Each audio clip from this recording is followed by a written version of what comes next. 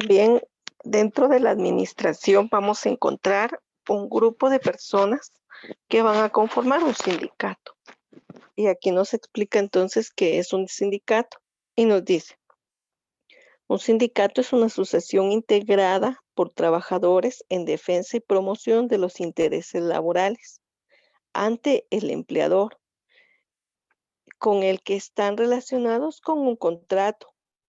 En este caso, vamos a saber entonces que un sindicato va a ser un grupo de trabajadores que están conformados dentro de la organización y ellos siempre van a velar porque todo lo que en su momento esté desarrollado dentro del contrato que nosotros estamos desarrollando o adquirimos con un patrón, con un jefe, con un gerente, con el dueño de la empresa, con el encargado de la empresa, se cumpla como tal.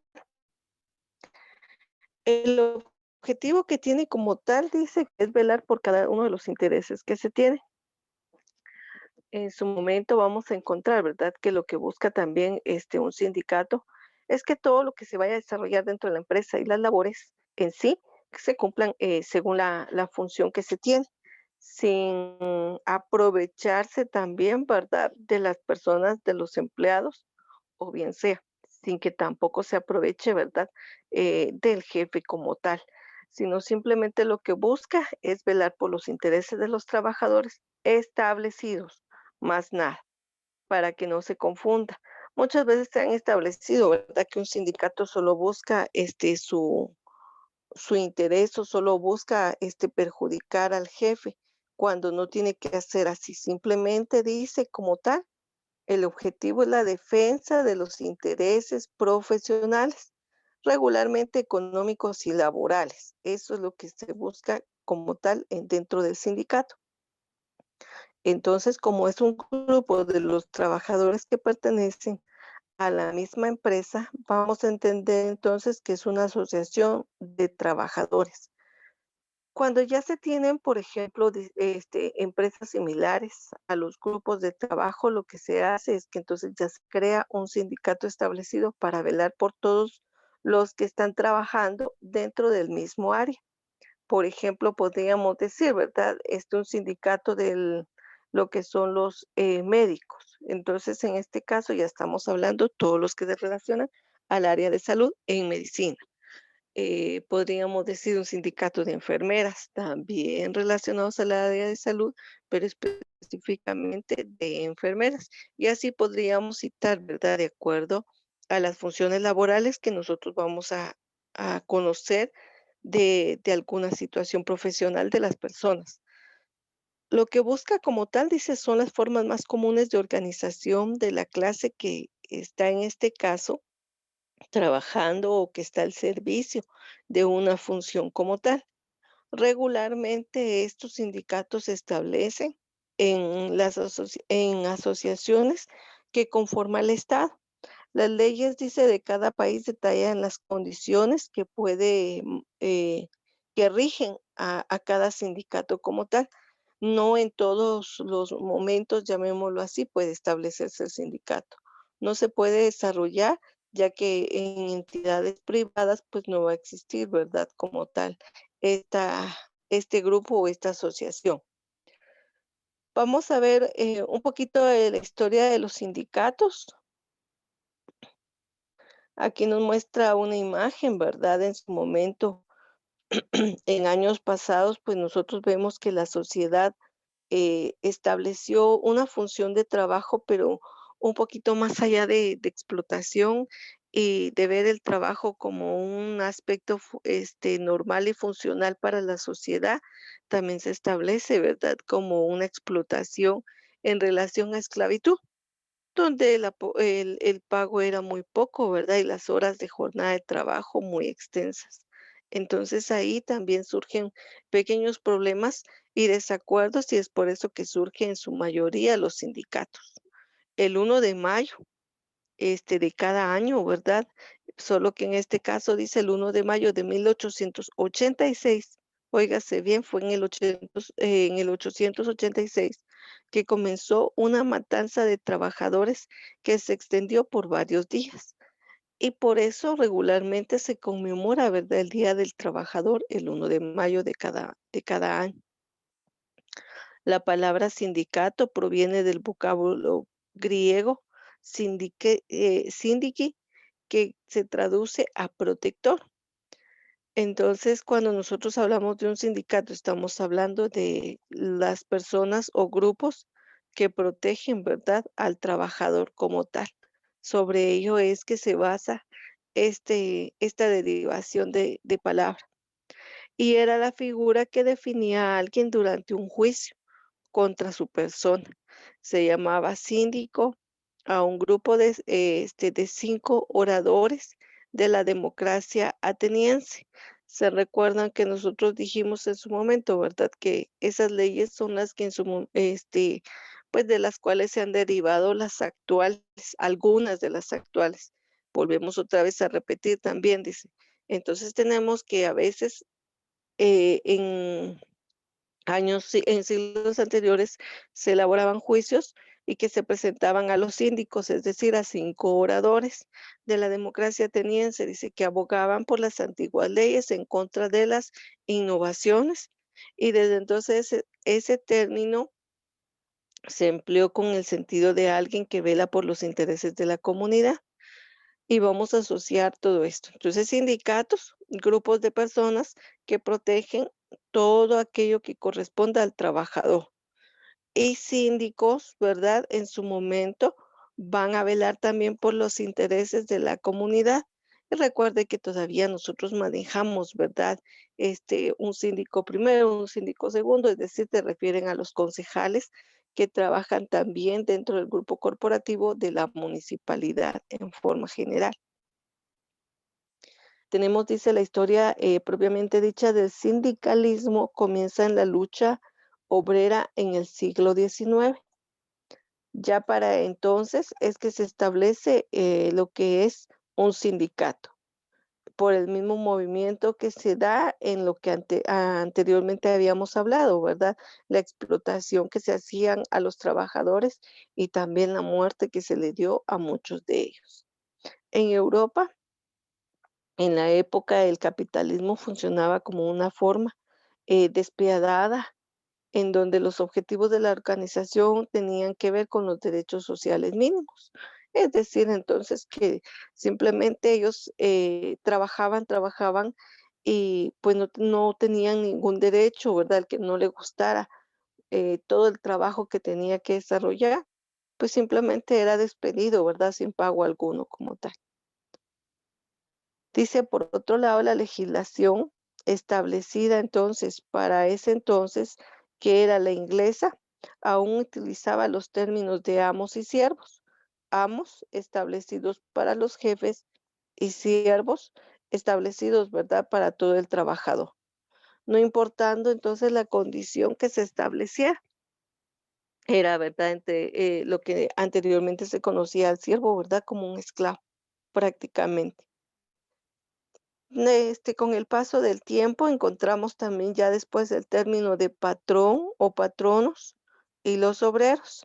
Y todos los obreros son toda la clase laboral en su momento establecido, que hasta en algunos libros hoy en día encontramos el término todavía de obrero. Todo ello empieza a surgir una lucha para poder crear condiciones.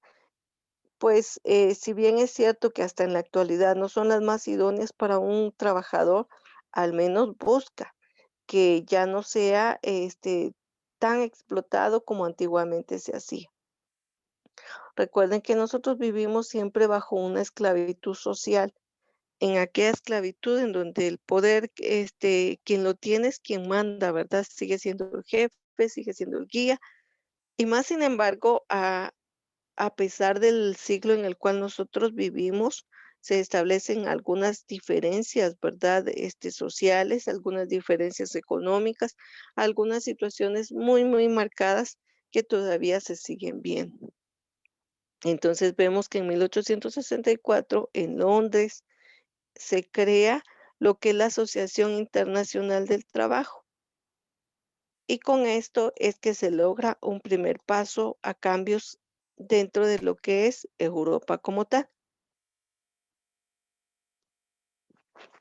Dice que en los siguientes 20 años existen numerosas luchas de políticas y también sociales que buscan, ¿verdad?, el reconocimiento a un trabajador. Y es aquí que surge el reconocimiento del derecho a la huelga y otros beneficios que pueda tener el trabajador. Entonces, cuando nosotros vemos, entonces surge, ¿verdad? Desde 1800, ya esta situación, ¿verdad? O estos parámetros de lo que fue el sindicato y la huelga como tal. Para entonces, aquí es donde les mencionaba la fecha, ¿verdad? Conmemorativa, que en 1886 se declara el 1 de mayo como el Día Internacional, es decir, mundial prácticamente, de lo que es el trabajo como tal. Y a eso se refiere, ¿verdad? Lo que se conmemora ese primer día, por eso es asueto en forma generalizada. En 1919 se crea la Organización Mundial del Trabajo, lo que en sus siglas conocemos, ¿verdad? Como OMIT. Un tripartito que cambia lo que hoy en día, ¿verdad? Nosotros conocemos como los sindicatos, viene a fortalecerse con la Organización Mundial del Trabajo, en donde volvemos a repetir, va a velar por todas aquellas condiciones que beneficien al trabajador como tal. Vamos a ver algunos tipos de sindicatos. Dice, antiguamente los sindicatos se conformaban atendiendo al oficio, es decir, por ejemplo, un sindicato de zapateros. Había sindicatos de construcción de las personas, ¿verdad?, que trabajan en la albañilería como nosotros le conocemos. Y les decía, ¿verdad?, de todas las profesiones que en su momento puedan estar establecidas, los sindicatos como tal. Para el siglo XX, es decir, ya en nuestra época vamos a encontrar, ¿verdad? Sindicatos específicamente del sector económico y del sector productivo. Nuevamente, cuando hablamos del sector productivo, son todos los trabajadores establecidos. Desde el punto de vista de su mecanismo representativo, podemos clasificar los sindicatos en sindicato de primer grado, sindicato de segundo grado y sindicato de tercer grado. Ya en nuestro siglo, entonces, establecemos estos tres tipos. De primer grado, cuando están conformados por trabajadores afiliados directamente, o sea, por individuos. Todas las personas que en su momento pertenezcan a un sindicato. Sindicato de segundo grado, conocido como federaciones o uniones de sindicatos de primer grado. Es decir, estos, el de primer grado, afiliados a otro, ¿verdad? A uno mayoritario. Y sindicato de tercer grado, conformados por distintas federaciones sociales y por sindicatos de primer grado, ya sean de forma sectorial, es decir, de acuerdo a rubros de producción. Podríamos pensar en su momento, ¿verdad? Entonces, que si anteriormente dijimos de zapatero, ¿verdad? Entonces, todos los que conformen en el país, los grupos, establecidos en cada departamento y luego englobados en uno solo como tal. Dijimos entonces que la importancia que tiene un sindicato, vamos a saber nosotros que va a buscar una, una contienda en contra de aquellos abusos que puedan estar establecidos para el trabajador. Regularmente, ¿verdad? Los sindicatos, pues nosotros hemos escuchado que existen los paros laborales, las protestas, ¿verdad? Las marchas, todo movimiento que busque un beneficio para ellos. Pero no por eso también vamos a confundir que va a ser una marcha, ¿verdad? O una lucha que genere una polémica, que genere golpes o violencia, sino hay que entenderse que si bien es cierto, es un derecho es el poderse pronunciar, todo debe ser de forma pacífica. Los sindicatos, dice, son entidades de representación de los trabajadores. Ese es el fin primordial. Llevan a cabo negociaciones, es decir, todo lo que busque en beneficio para sus grupos o sus miembros afiliados al sindicato. Por eso es de que a veces escuchamos nosotros que hay, carreteras tapadas, ¿verdad? Porque el sindicato referido a no sé qué trabajador necesitan que les aumenten el sueldo, que les den un bono, que no sé. Entonces, todo eso corresponde a los sindicatos como tal. Dice, sin embargo, en las líneas generales de la ausencia suele considerarse como un síntoma y un, desamparo de los trabajadores que pueda tener, por ejemplo, un empleador. Es decir, que si no existe sindicato, ¿verdad? Para un grupo de trabajadores, ellos se sienten en su momento desamparados. Las funciones que debe de cumplir un sindicato son las siguientes: recoger la voluntad de sus afiliados, es decir, todas las necesidades que necesita el empleado dentro de su grupo de trabajo, pues buscarlas en su momento, ¿verdad? El satisfacerlas como tal. Negociar con el empleador. Dijimos, ¿verdad? Que si hay algún representante, un presidente del sindicato, un representante del sindicato, un coordinador, un supervisor, un líder, un dirigente del sindicato, es el que va a hacer o negociar con el empleador como tal. Velar por las condiciones mínimas. No vamos a querer, ¿verdad? Tener también, que el sindicato, pues, presente que todos tengan sauna y spa, ¿verdad? Individual dentro del trabajo. Es decir, las condiciones mínimas van a ser aquellas en relación a las funciones laborales que van a establecer, como la materia prima, sanitaria y social establecida dentro de la empresa para poder trabajar en orden y seguridad sobre todo. Representa para sus afiliados ante otras organizaciones trabajo de mayor tamaño. En este caso, dijimos, ¿verdad? Que si va a ser a nivel nacional, pues van a ir los representantes de cada departamento en relación a los afiliados dentro de la organización mayoritaria que hablamos anteriormente del tercer grado. Para Guatemala, legalmente, vamos a establecer que en el artículo 2 de los derechos sociales mínimos de la legislación del trabajo son derechos sociales mínimos que fundamentan la legislación del trabajo y la actividad de los tribunales y autoridades. Derecho de sindicalización libre de los trabajadores. Este derecho lo podrá ejercer sin discriminación alguna, sin estar sujetos a autorización previa, debido únicamente cumplir y llenar los requisitos establecidos por la ley. Entonces, ¿qué pasa? Dentro del Código de Trabajo, el artículo 2 establece que la persona puede estar afiliada o el grupo de trabajadores pueden tener un representante dentro de un sindicato como tal.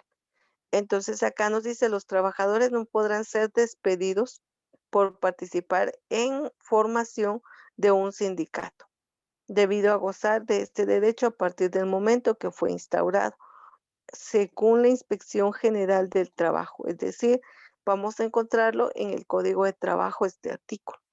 Dice, solo los guatemaltecos por nacimiento podrán intervenir en la organización. Si en un momento se establece un sindicato, ¿verdad? Dentro de una empresa, pues solamente aquellos que sean guatemaltecos gozan de este beneficio y también de poder participar dentro del mismo. También en el artículo 104 nos dice derecho a la huelga y a un paro. Cuando nosotros hablamos de huelga es aquella protesta, aquella manifestación establecida para poder buscar un beneficio, un interés laboral. Un paro laboral nuevamente, ¿verdad? Es el cese que se tiene hacia las funciones con el fin de reconocer el derecho de huelga y el paro ejercido de conformidad con la ley. Después de agotados todos estos procedimientos, se busca, ¿verdad?, una conciliación, es decir, la negociación de la cual nosotros hablamos, para qué está establecido como tal el sindicato. En el artículo 116, regulación de la huelga para los trabajadores del Estado. Y vean lo que les decía y manifestaba al inicio, ¿verdad? pues solamente tienen acceso o derecho, por ejemplo, todos los trabajadores que pertenezcan al Estado, ¿verdad? Es decir, al sector público de nuestro país. Los que pertenecen al sector privado, pues no pueden establecer paros laborales y no pueden establecer, ¿verdad?, ninguna huelga o pertenecer a un sindicato por la misma situación. Las asociaciones, agrupaciones y sindicatos formados por trabajadores del Estado y sus entidades descentralizadas. Es decir, no importa que usted esté trabajando para el Estado en Quetzaltenango, que esté usted en el Petén, en Izabal, de todas formas, siendo miembro o trabajador del Estado, en eso estamos nosotros muy bien. Tenemos que el término de paro específicamente tiene muchos usos, pero nosotros vamos a poderlo observar desde el punto de vista de paro en relación al cese de labores por alguna situación. Entonces, paro dice que es suspender una acción o un desplazamiento. Si usted va conduciéndose en un vehículo, ¿verdad? Cuando usted ve la señalización de alto o de rojo en el semáforo, usted para, ya hizo un movimiento, suspendió la acción de desplazamiento. Si usted está realizando algunas labores específicamente, pues paro vamos a llamar, ¿verdad?, al cese de las funciones como tal, a la suspensión de actividades colectivas que en su momento están buscando alguna situación que sea compensada, que sea negociada, que sea atribuida al grupo de las personas y también se le conoce como sinónimo de huelga, una situación que produce cuando los trabajadores toman decisiones de interrumpir sus tareas en reclamo, ¿verdad? De las las mejoras en las condiciones de su trabajo como tal. Entonces, paro y huelga son sinónimos, pero en este caso vamos a verlo específicamente, ¿verdad?, en las tareas de reclamo por alguna situación que necesita mejorar dentro de las condiciones de trabajo. Hoy en día podemos observar esta situación muy clara en el sistema de salud, por ejemplo, en los establecimientos de salud que se instauraron el año pasado, por ejemplo, de los centros temporales para atender esta situación del COVID. Ahí podemos observar, como a los 3 meses que hubieron paros laborales porque no se les había cancelado, ¿verdad?, el pago que les correspondía después de 3 meses.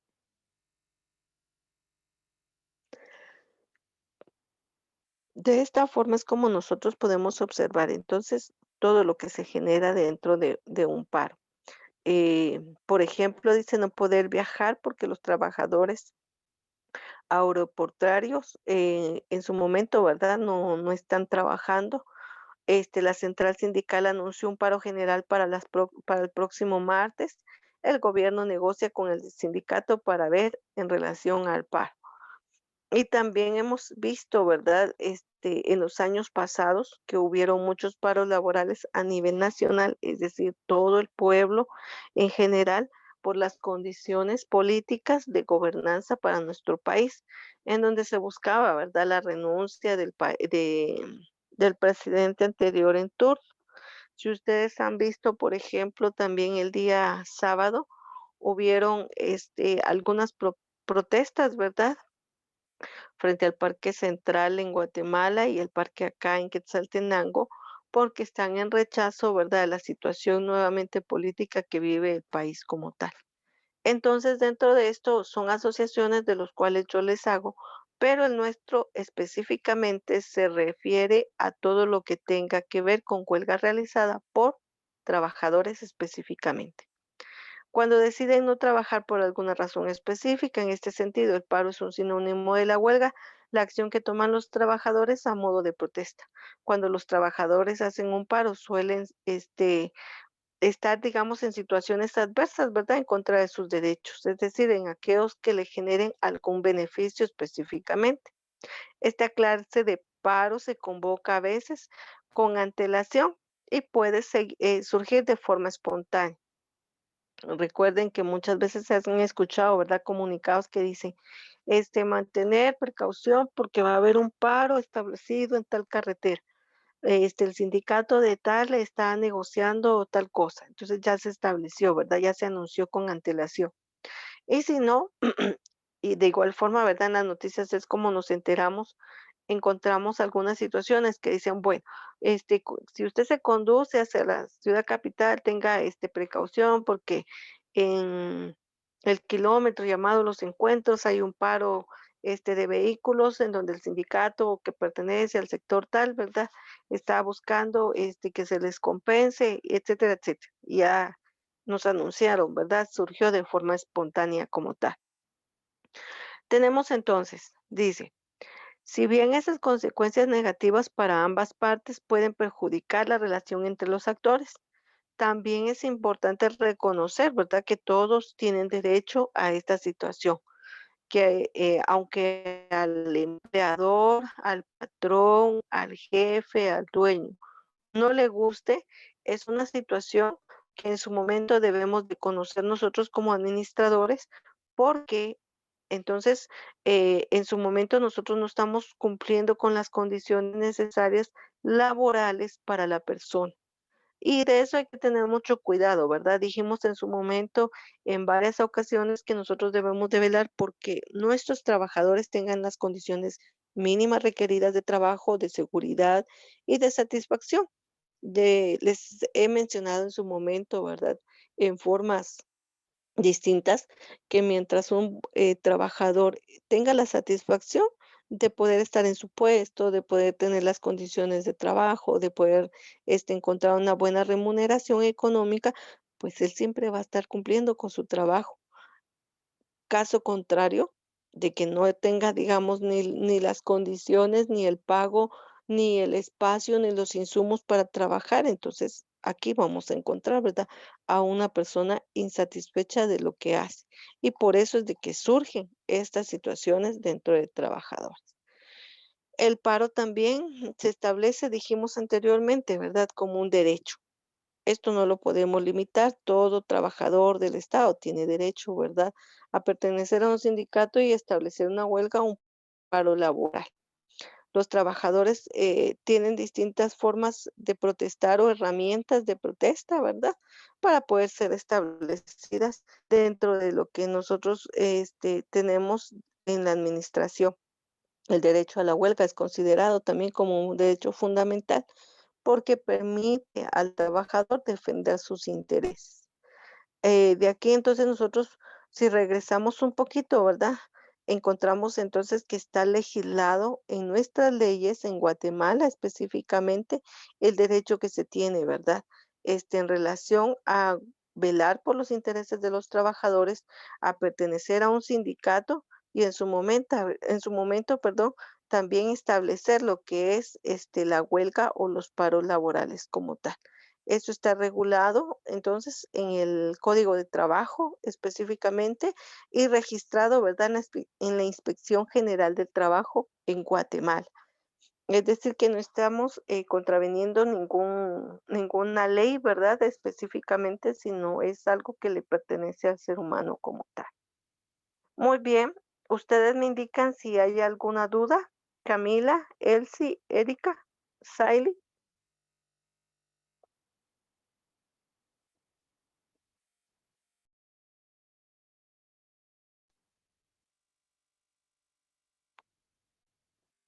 ¿alguna duda con respecto al tema?